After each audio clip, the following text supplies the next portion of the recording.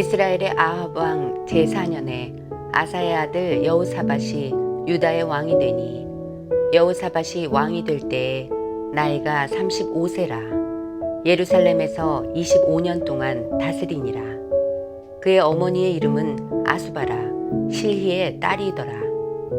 여호사밧이 그의 아버지 아사의 모든 길로 행하며 돌이키지 아니하고 여호와 앞에서 정직히 행하였으나 산당은 패하지 아니하였으므로 백성이 아직도 산당에서 제사를 드리며 분향하였더라.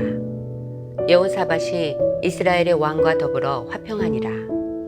여호사밧의 남은 사적과 그가 부린 권세와 그가 어떻게 전쟁하였는지는 다 유다 왕 역대지략에 기록되지 아니하였느냐.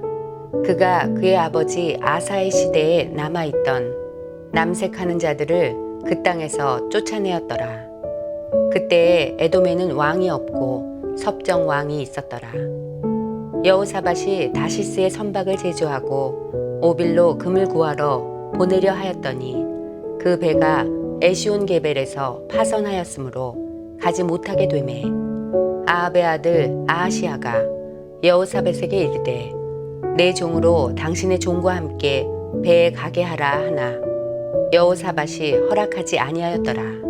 여호사밧이 그의 조상들과 함께 자매 그의 조상 다윗성에 그의 조상들과 함께 장사되고 그의 아들 여호람이 대신하여 왕이 되니라. 유다의 여호사밧 왕 제17년에 아합의 아들 아하시아가 사마리아에서 이스라엘의 왕이 되어 2년 동안 이스라엘을 다스리니라. 그가 여호와 앞에서 악을 행하여 그의 아버지의 길과 그의 어머니의 길과 이스라엘에게 범죄하게 한 느밧의 아들 여로보암의 길로 행하며 바알을 섬겨 그에게 예배하여 이스라엘의 하나님 여호와를 노하시게 하기를 그의 아버지의 온갖 행위같이 하였더라. 이제 열왕기 기자는 북이스라엘에서 눈을 돌려 남유다로 향합니다. 앞서 아합의 마지막 에피소드에 잠깐 등장했다가 이제 그를 집중 조명하는 것이죠. 여호사밧은 어떤 인물일까요?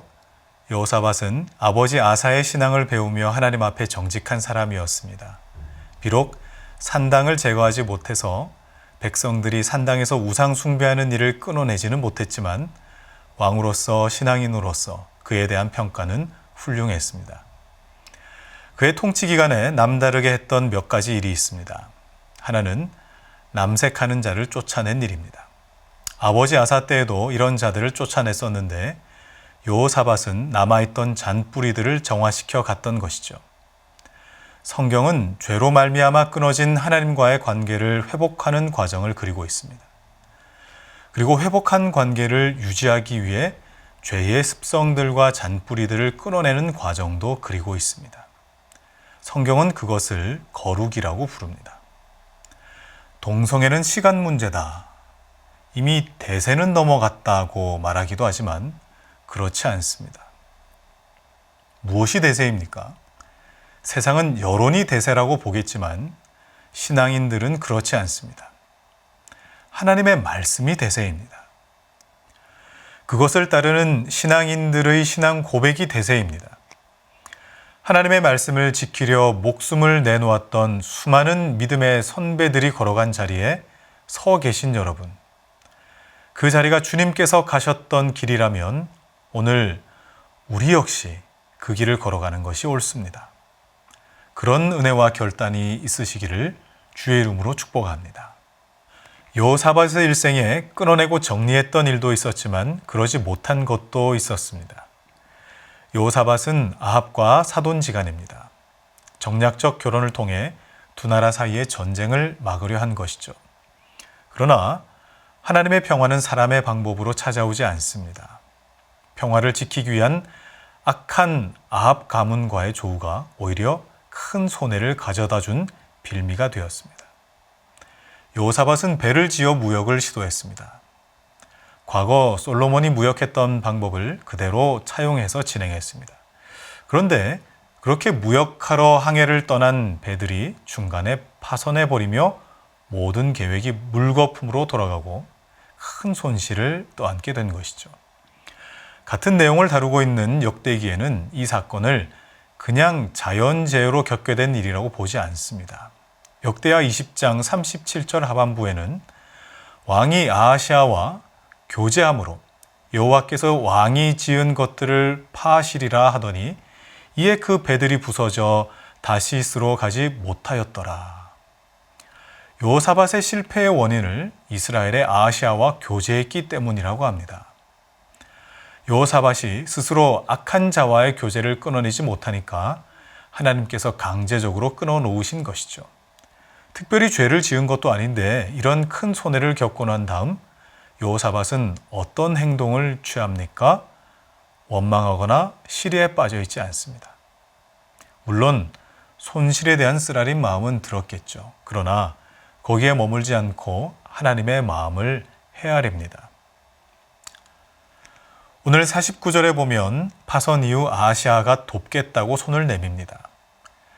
그러나 여호사밧은 거절하죠.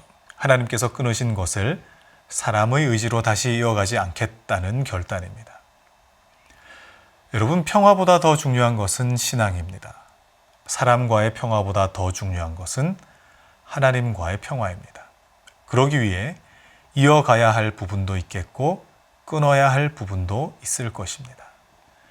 여호사밧이 아버지 아사의 신앙과 전통을 이어갔던 것처럼 남색하는 자나 아하시아를 끊어냈던 것처럼 나름대로의 결단이 필요합니다.